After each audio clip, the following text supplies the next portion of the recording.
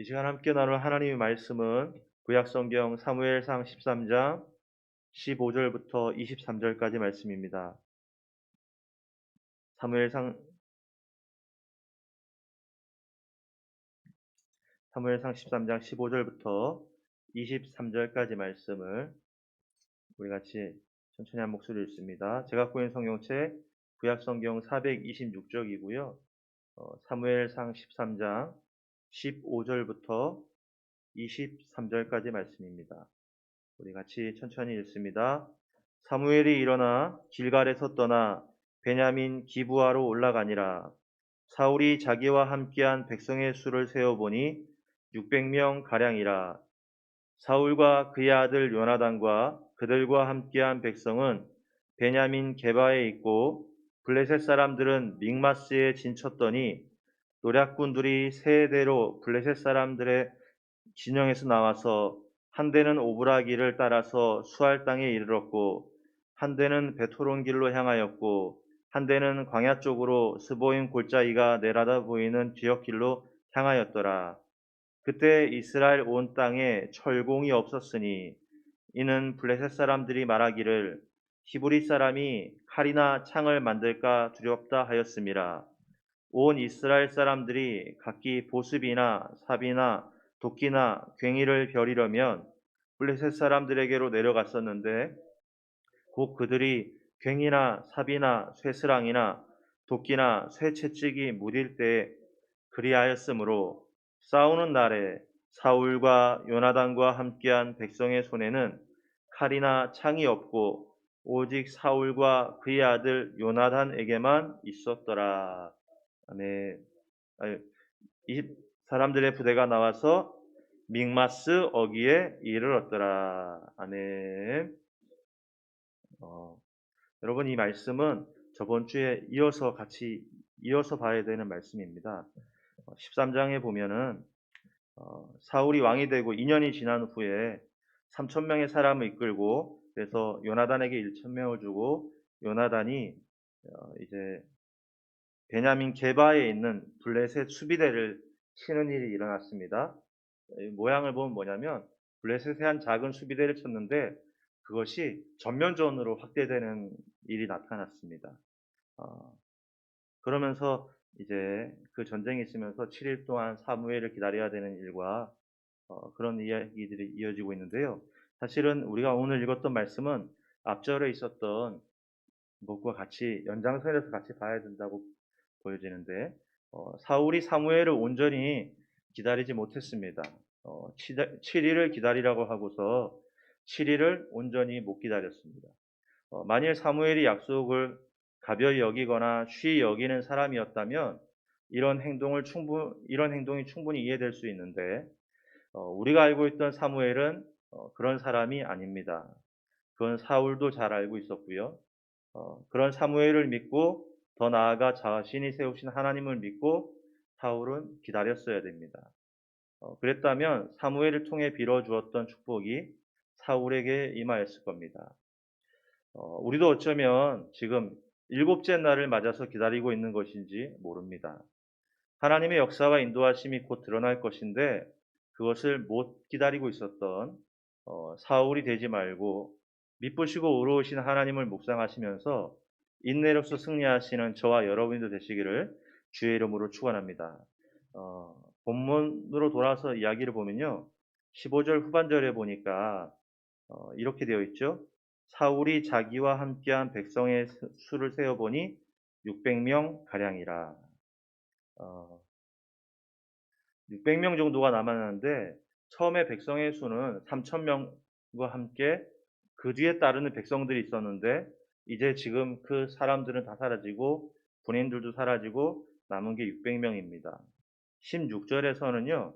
사울과 그의 아들 요나단이 베냐민 게바에 있고 블레셋은 믹마스에 진쳤습니다. 여러분 이게 무슨 얘기냐면요.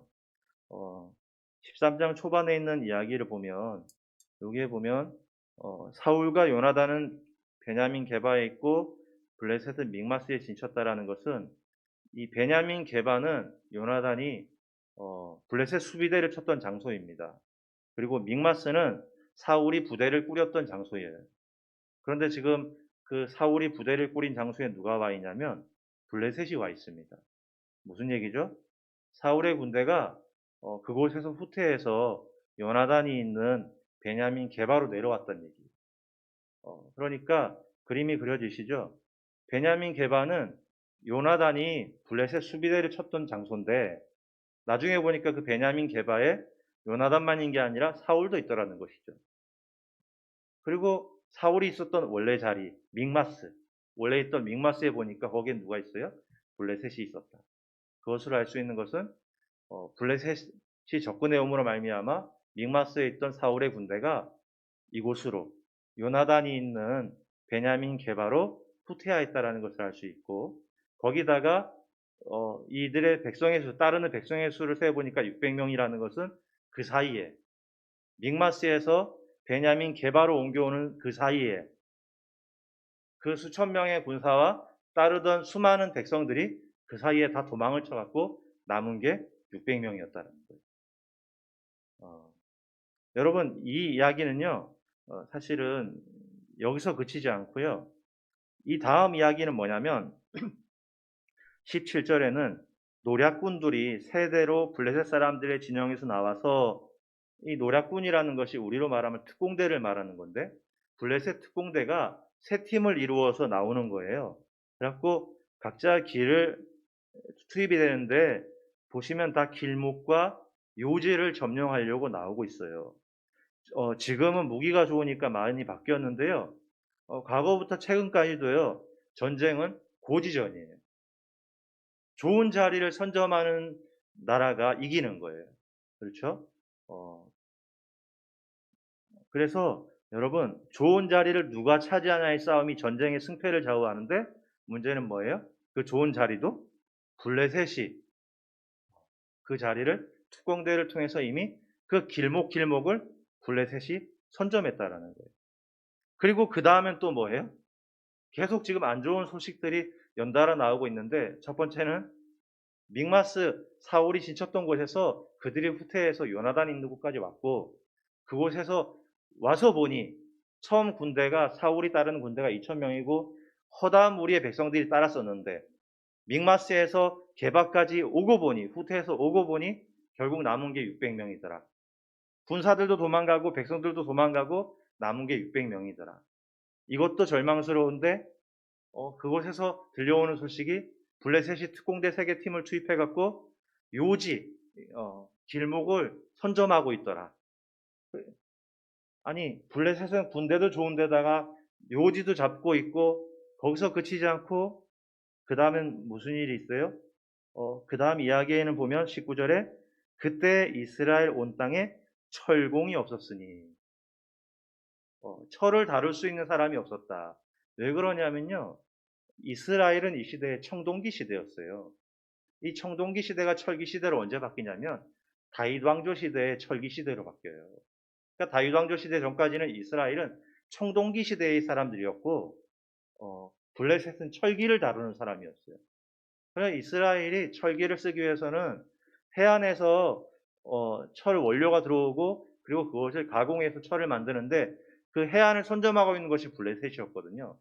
그러니까 그것을 받아서 만들기 위해서는 굉장히 돌아서 가거나 아니면 블레셋에게 도움을 청해야 되는데 이들은 그것을 만들기 위해서는 블레셋에게 가서 돈을 내었죠. 그래서 20절에 보면 온 이스라엘 사람들이 각기 보습이나 삽이나 도끼나 괭이를 벼리려면 블레셋 사람들에게로 내려갔었는데 라고 하면서 나오는데요. 다른 성경에 보면 이들이 이런 농기구를 만들 때는 은 몇세 개를 내고 만들고 어떤 농기구를 만들 때는 은 몇세 개를 내고 만들었다라고 나오고 그래요. 근데 블레셋은요.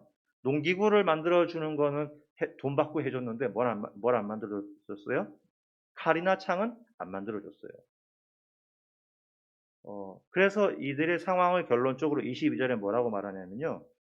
싸우는 날에, 지금이죠. 싸우는 날에 사울과 요나단과 함께한 백성의 손에는 칼이나 창이 없고, 여러분 무슨 얘기죠? 군대가 아니라는 거예요. 그들 손에 있는 게, 여러분 지금 전쟁을 하러 왔으면 적어도 총은 갖고 있어야 되잖아요. 그런데 전쟁을 하러 왔는데 그 군인들이 몽둥이를 들고 왔다는 거와 똑같은 거예요. 전쟁을 하러 왔으면 적어도 기본적으로 칼과 창은 있어야 되는데 여기에 보니까 백성의 손에는 칼이나 창이 없고, 그러니까 그들이 싸우러 와서 들고 있던 건 뭐겠어요? 농기구예요. 농기구 들고 잘 들고 있는 사람은 농기구를 들고 있는 거예요. 간혹 활을 들고 있는 사람도 있을 수 있지만 어 오직 철로 된 칼을 누가 갖고 있다고요? 사울과 요나단에게만 있었더라. 여러분 이 이야기를 다 종합해 보면은 여러분 이것이 이야기하는 것이 무엇이죠? 이 전쟁 안 된다라는 거예요. 이야기를 이 중에 한 가지만 나에게 적용되어도 이 전쟁 너무 어려워요. 읽지 않았습니다. 13장 초반절에 보면요. 이들이 이제 블레셋 수비대를 치고 나니까 전면전이 나서 이제 사울이 나팔을 불어서 온 백성을 끌어모으거든요. 그러니까 막 백성들이 용기 있게 막 모여들어요. 그러다가 나중에 다 흩어지는데 왜 흩어지냐? 블레셋이 전쟁을 일으키려고 군사를 부르는데요. 이들 군사는 어떤 군사냐면요. 여기에 보니까 병거가 3만이요, 마병이 6천 명이요, 백성은 해변에 모래같이 많은 블레셋 군사였어요. 이들은 뭐라고요? 병거와 마병, 전차가 있는. 이스라엘은 무기는 고사하고 농기구를 들고 싸우고 있는 사람들인데 블레셋은 전차와 마병이 있고 모래와 같이 많은 군사들이 있고. 여러분 이걸 다 이거 살펴보세요. 모래와 같은 군사가 있는 것도 두렵게 하는데 그들은요 철로 된 무기를 다 갖추고 있고, 그리고 그들은 거기서 그치지 않고 전차와 마병이 있고, 거기다 그들이 특공대를 투입해서 길목을 붙잡고 있고, 길목을 붙잡을 뿐만 아니라 그 철로 된 무기는 우리 백성에게는 없고 있는 것은 농기구고. 이거를 다 종합해 보면은 여기서 이야기하는 것은요, 이 전쟁 처음부터 안 되는 거였다. 그런데 여러분 전쟁이 시작되죠. 왜 그럴까요? 이 전쟁 안 되는 전쟁이거든요. 하나하나 따져보면 이스라엘이 이길 수 없을 전쟁이에요. 그런데 전쟁이 시작됐다고요. 왜 그럴까요? 왜냐하면요, 이것은 하나님이 벌이신 전쟁이기 때문에. 이것을 통해서 두 가지를 알려주고 싶은 것인데, 그것이 뭐냐면요, 하나는 이것을 통해 하나님은 사울을 확인하고 싶으셨어요. 또 하나는 이것을 통해 이 전쟁을 누가 주관하는지 하나님이 보여주고 싶으셨어요. 이 전쟁은요, 사울의 우발적인 일로 시작된 것이 아니라 처음부터 하나님의 계획이었어요. 왜 그러냐면요, 우리 저번 주에 있었던 본문 8절에 보면 이렇게 나오죠. 사울은 사무엘이 정한 기한대로 1회 동안을 기다렸으나. 사울은요 7일을 기다렸다 했어요. 그러니까 이 전쟁이 나기 적어도 7일 이상 전에 사무엘이 사울에게 그 기간을 기다리라고 명령한 거예요. 그리고 13절에는요 뭐라고 나오냐면, 13절에 이렇게 돼 있죠. 왕이 망령되이 행하였도다. 왕이 왕의 하나님 여호와께서 왕에게 내리신 명령을 지키지 아니하였도다. 하나님이 왕에게 내리신 명령이 있다고? 하나님이 왕에게 내리신 명령이 다른 앞에 성경을 봐도 없어요. 주석이나 자료 창고를 찾아봐도 없어요. 그런데 책망하시면서 왕의 명령을 어겼다고? 하나님의 명령을 왕이 어겼다고? 그러면 이 말씀 가운데 사울이 어긴 건 단 하나밖에 없거든요. 뭐예요? 7일을 기다리지 않는 거예요. 그것을 알 수 있는 것은 뭐냐면요, 이 전쟁이 일어나기 전에 하나님이 사무엘을 통해서 사울에게 명령하신 것이 있는데 그게 뭐냐? 7일 동안 사무엘을 기다리는 것을 명령하신 거예요.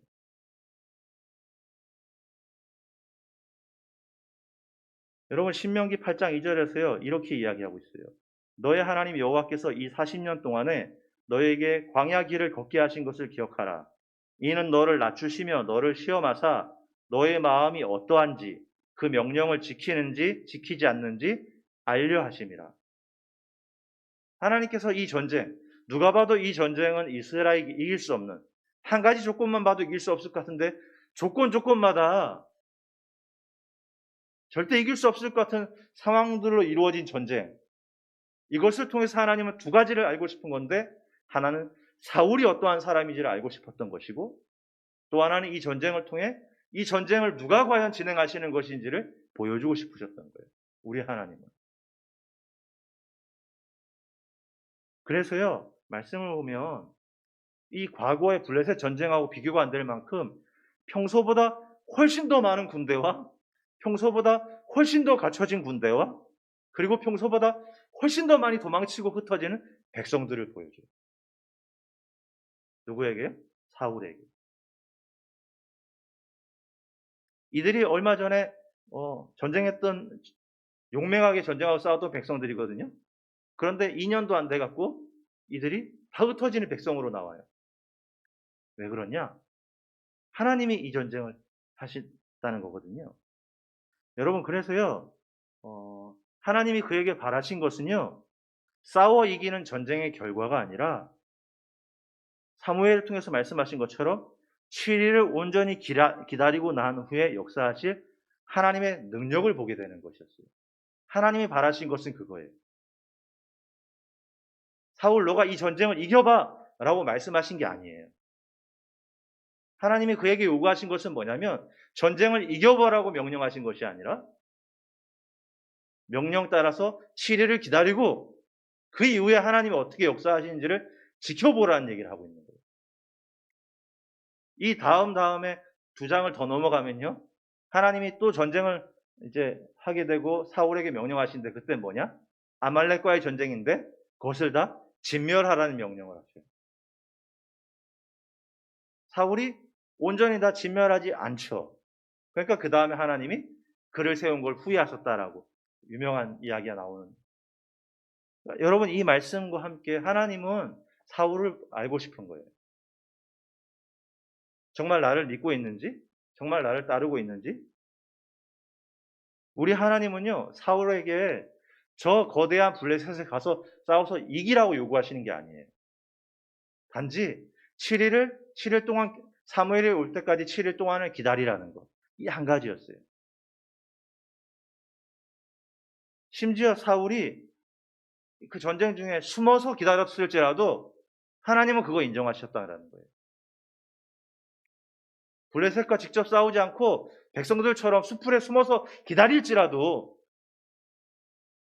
하나님은 그것을 인정하시는 하나님이셨다고요. 왜냐하면요, 창세기 26장 1절 2절에 보니까 이런 말씀이 나와요. 아브라함 때 첫 흉년이 들었더니 그 땅에 또 흉년이 들매 이삭이 그랄로 가서 블레셋 왕 아비멜렉에게 이르렀더니 여호와께서 이삭에게 나타나 이르시되 애굽으로 내려가지 말고 내가 내게 지시하는 땅에 거주하라. 그리고 6절에 가보면 이삭이 그랄에 거주하였더니 라고 하고 있어요. 이삭이 있는 땅에 흉년이 들었어요. 기근이 들어오니까 그 문제를 해결하기 위해서 이삭이 애굽으로 갑니다. 내려가다가 저 밑에까지 내려왔어요. 근데 하나님이 꿈에 뭐라고 말씀하시냐? 내가 지시한 땅에 거해라. 그런데 6절에 보면 이삭이 그랄에 거주하였더니 라고 얘기해요. 이게 무슨 얘기냐면요, 이삭은 명백히 애굽에 가려고 했어요. 그랄은 가나안의 제일 끝에 있는 도시예요.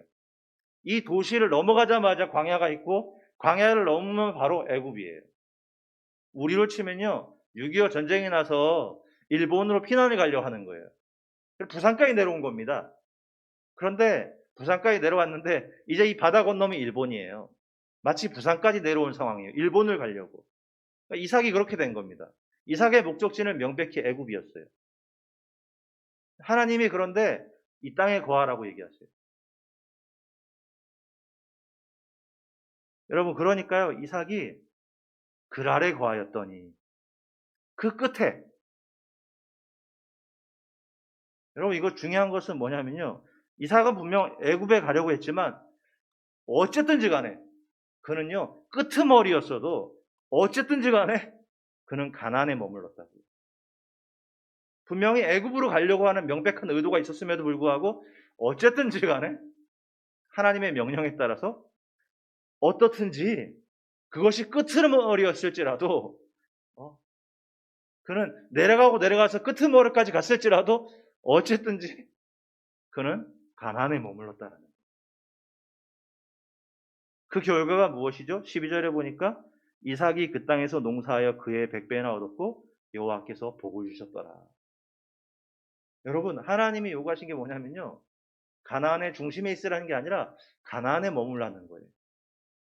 이삭은 애굽을 가려고 했으나 내려가서 그랄까지 내려왔음에도 불구하고 어쨌든지 이삭이 한 건 뭐냐면 어떻든지 간에 그랄 가나안의 끄트머리일지라도 그 자리를 지켰다고요.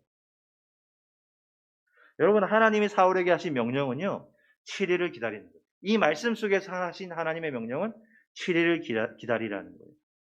그러면 사울이 풀숲에 들어가 숨어 있었어도요, 그 7일을 지켰다면 하나님은 사울을 인정하시고 칭찬하셨을 거예요. 그리고 사무엘을 통해 약속된 그 복을 받아 누렸을 거예요.